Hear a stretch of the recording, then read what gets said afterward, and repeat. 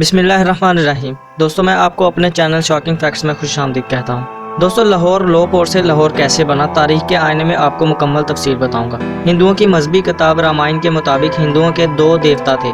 हिंदुओं के देवता राम के दो बेटे थे, लो और कश। लो ने मौजूदा लाहौर को आबाद किया और कश ने कसूर को आबाद किया।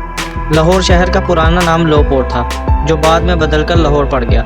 लाहौर दो लफ्ज़ों से मिलकर बनता है, ये ला यानी राम का बेटा लो और आवर यानी किला यानी लो का किला। इस हिसाब से देखा जाए तो लाहौर और कसूर शहर हिंदुओं के इंतहाई मुकद्दस शहर होंगे।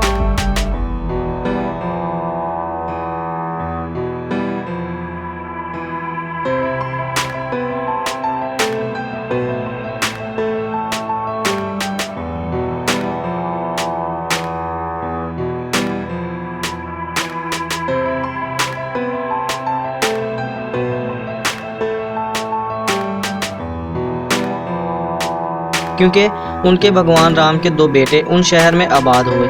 अगर पाकिस्तान का महकमा आसार कदीमा थोड़ी सी रिसर्च कर ले तो ऐन मुमकिन है कि हमें लो और कश की कोई वाक़यात हमें अंदरूनी लाहौर की थोड़ी सी खुदाई करके मिल जाएं, तो हम उन्हें लाहौर म्यूज़ियम में सजा कर रखें ताकि तमाम हिंदू उन वाक़यात की ज़ियारत करने पाकिस्तान आने के लिए बावले होते फिरें। यहाँ एक बात गौर करने की ज़रूरत है, अगर हमारे महकमा आसार कदीमा को थोड़ी सी भी अकल होती तो लाहौर में लो के नाम से एक चबूतरा ही दरियाफ्त कर लेते और तारीख में लिख देते कि रामचंद्र जी के बेटे लो इस चबूतरे पर बैठा करते थे।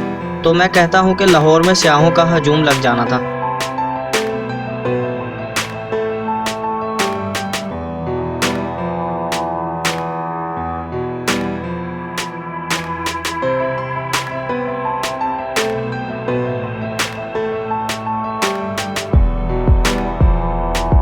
लंदन के हेथरो एयरपोर्ट की तरह हर 30 सेकंड बाद लाहौर एयरपोर्ट पर फ्लाइट लैंड करनी थी और पाकिस्तान ने ऑरेंज से लेकर बनाना तक तमाम ट्रेनें बगैर कर्जा लिए आज से 40-50 साल पहले ही बना लेनी थी। इसी तरह महकमा आसार कदीमा की गफलत और सुस्ती से पाकिस्तान स्याहों की एक बड़ी तादाद से महरूम है, जो इस मुल्क की माशियत को बेहतर बना सकती है।